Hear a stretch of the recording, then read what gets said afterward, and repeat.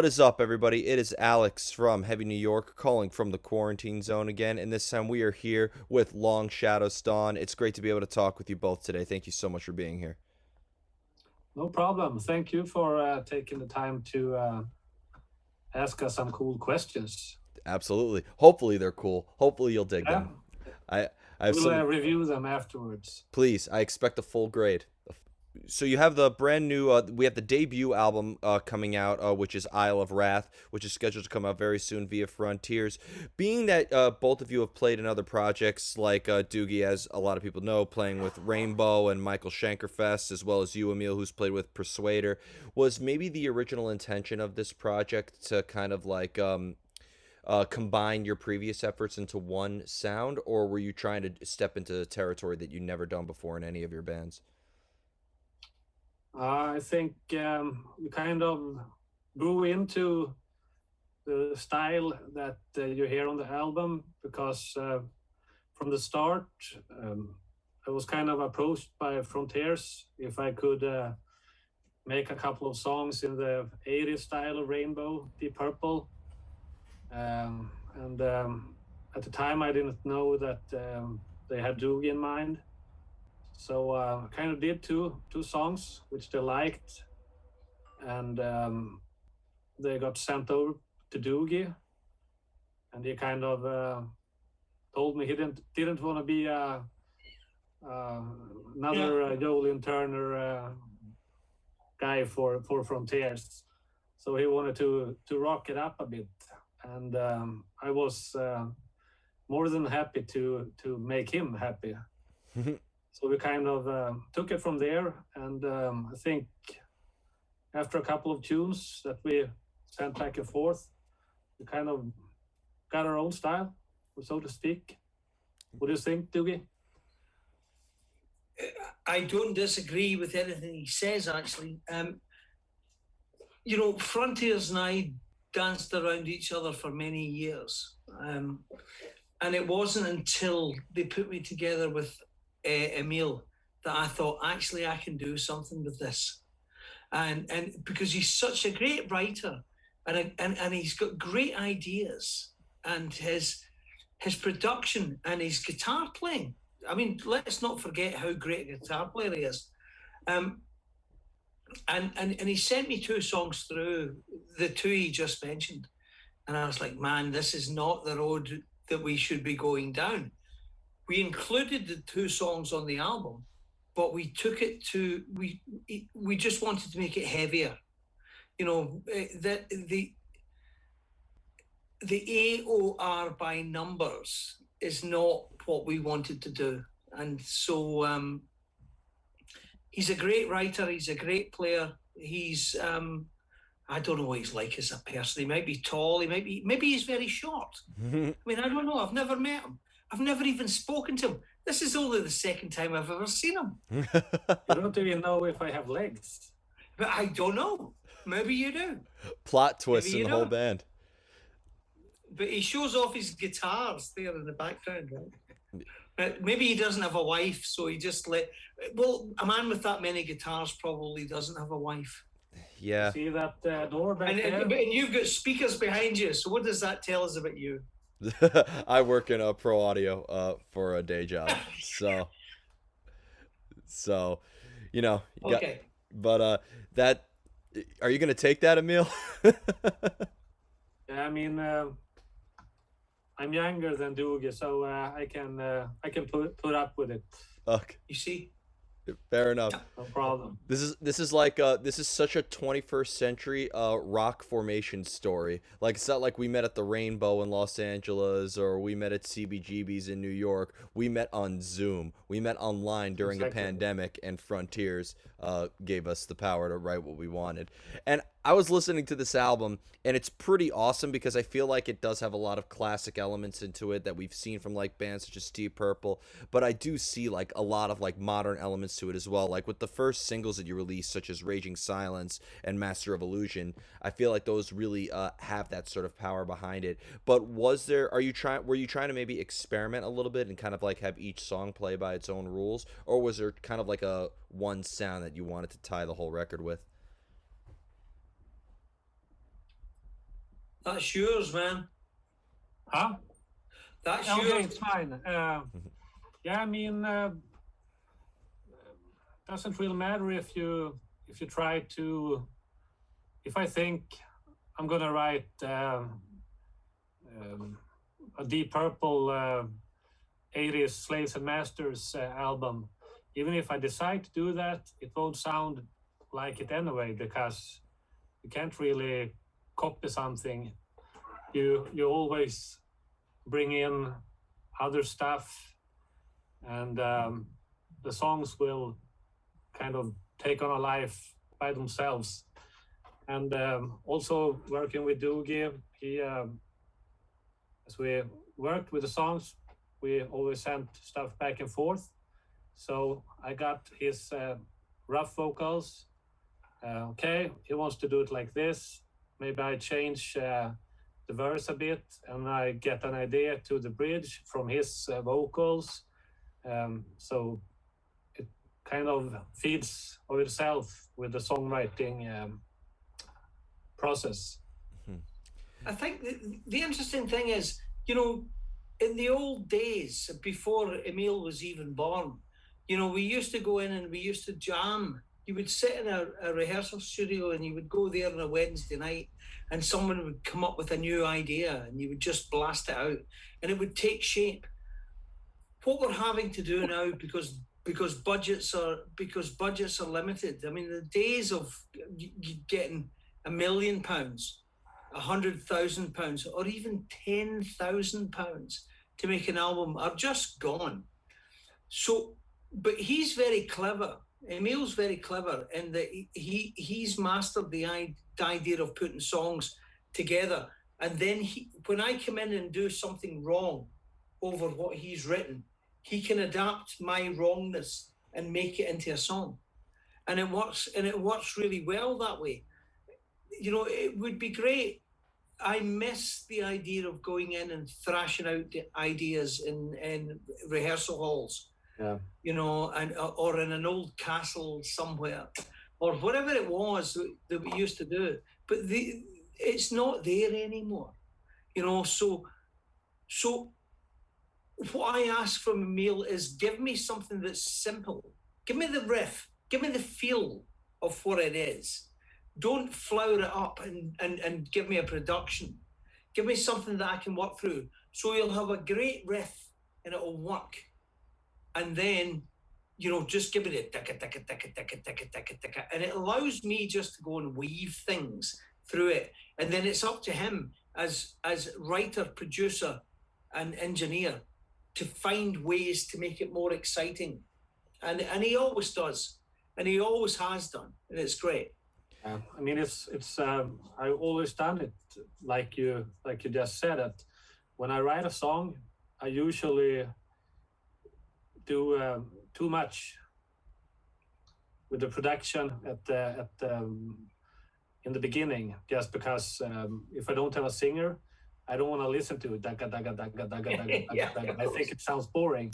Yeah. So Yeah. I tend to add a lot of stuff. Yeah. I mean, and I'm curious to, I know like a lot of artists don't like this meaning, oh, what does the record name mean? But with the term Isle of Wrath, like, is this like a fictional place that's like your maybe that maybe you thought of in your heads, or is Isle of Wrath maybe like representational of sort of like it's nothing to do with that. It's to do, the Isle of Wrath is the United Kingdom of Great Britain and Northern Ireland at this moment in time, because we had something called Brexit, and it really split the country in half. 52 this way, 48 that way. 52 this way, 48 that way. And Emil said to me, "Listen, why don't we try and?"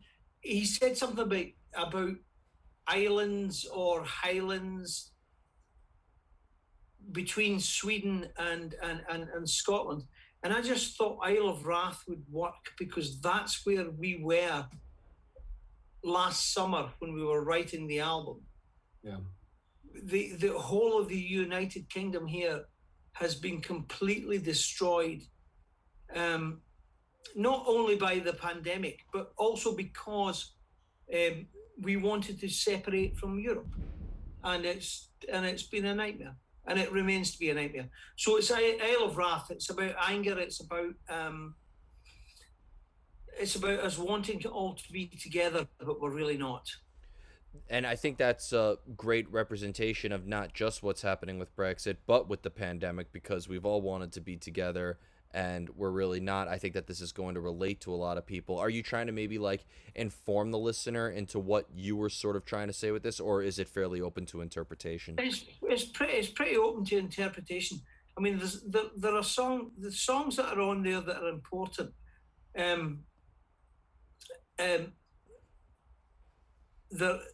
There are three songs about old girlfriends of mine, which clearly are very important, lyrically.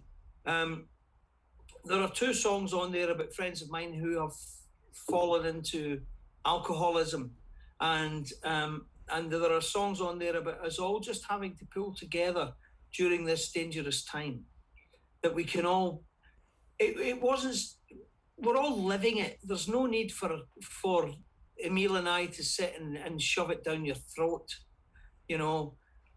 He wrote great music for me to sing over, and I just hope that I did it justice. And we never had any conversations particularly about what I was going to write about, because I think he had enough trust in me to bring something to his music that was going to make it different from what other people would do with his music. And I'm very happy to have done that. Yeah, I mean, you did a fantastic job, both with lyrics and the vocals in general. I mean, I was very happy when you told me you wanted to take care of all of that stuff. He said, actually, Emil said to me, there's one line, there's a song called Hallelujah, Brother. And it's about a mate of mine who would go out and get absolutely pissed every night and then call me at 3 o'clock in the morning. And the lyric goes along the lines of, "You're the crazy fool who just can't put it down," meaning the drink, And Emil said, "Oh, I understand what you mean." It almost seems like that there was a great form of self-discovery with you two working together. And did you maybe, like, on a technical level now, like in terms of guitar playing, songwriting, vocal range, or anything like that, have you maybe have achieved stuff that you've never done in previous projects? Do you think that Long Shadows Dawn opened up new doors for you guys in the future, whether it's collaborating with each other or in other projects? For me, it was absolutely a new kind of experience. I mean, I've played guitar for a long time, but I've kind of been in another genre for at least 20 of those years. So to go back and write a rock album, I mean, it's easy to write 1, 2, or 3, but to get 11 songs done in 6 months, I didn't exactly think we were going to pull it off at the start. Yeah. But yeah, it has been a lot of fun, and I really hope we will continue our adventures. Yeah. On different continents. Yeah. Of course. Well, you see, when you have a good writer, and he's a great writer, and even when we took one of the songs and made it into an acoustic song, he took it and just changed it so beautifully, and played it so beautifully on the acoustic guitar, and it gave it.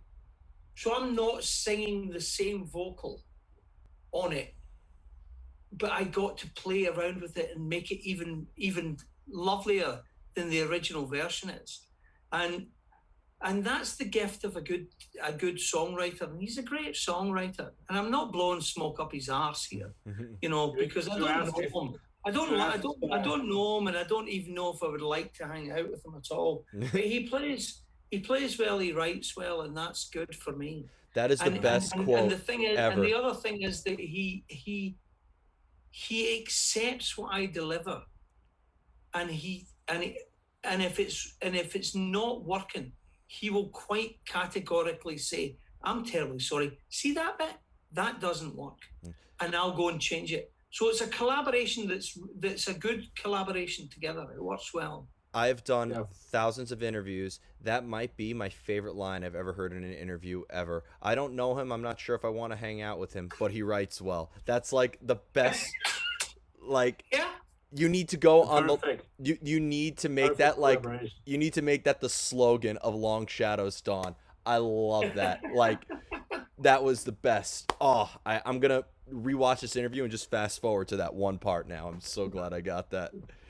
He's full of wise words, this old Scotsman. Yeah, well, it works well lyrically in the music as well. And do you think that I know I'm probably asking this way too far in advance right now, but can you see yourselves maybe bringing this into the live presence? I mean, I know you guys have yet to meet, so maybe you guys should have a practice session before that happens. But like, do you think that maybe you could see this being a live thing, or maybe even be making more albums in the future? It's very down to the pandemic. The album's really good, but then, can I sing Persuader songs? Can he play my back catalogue? We don't know. Emil sent me through songs. What's this, Monday? He sent me 2 songs through on Friday, and I've already started working on them. And this is much darker and much uglier than the first album. And so we'll work on it if we can. I mean, it's a project until you take it on the stage, man. I mean, let's face it. Yeah. And until we can actually get into rehearsals and have some tour dates, then at this moment in time, it's just a project. But it's a happy, fun-filled project for me. I enjoy writing with this guy very, very, very much. And I enjoy listening to what he brings. What he gives me is always it's always different and unexpected, and that's what I like.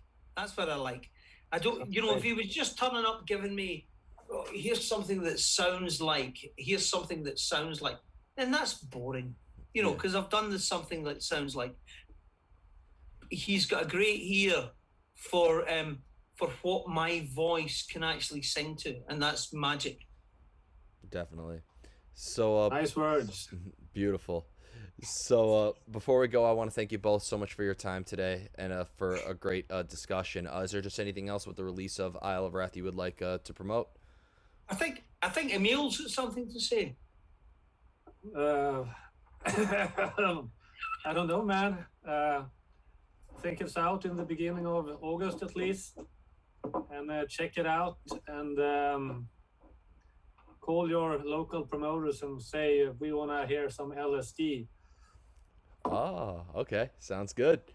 Well, that's the reason we called it Long Shadows Dawn, because strangely enough, we had the same dream over the same weekend, and we thought that 10,000 people going LSD before we came on stage would be brilliant. That's gonna make people curious, because I think a lot of people are gonna now check out the band and think that maybe it's like something like Primus or like Tool or something like that. And okay, yeah, then that's up to you, Emil, to make us sound like Primus, or what was the other band? Tool. It's not any favorites of mine. Sorry. To each his own. To each his own. I've no idea who he's talking about, so don't worry. All good. But thank you so much, everybody. Long Shadows Dawn, or LSD. Be sure to check out Isle of Wrath. This is Alex from Heavy New York, and we will see you next time. Alex, brilliant. Thank you, man.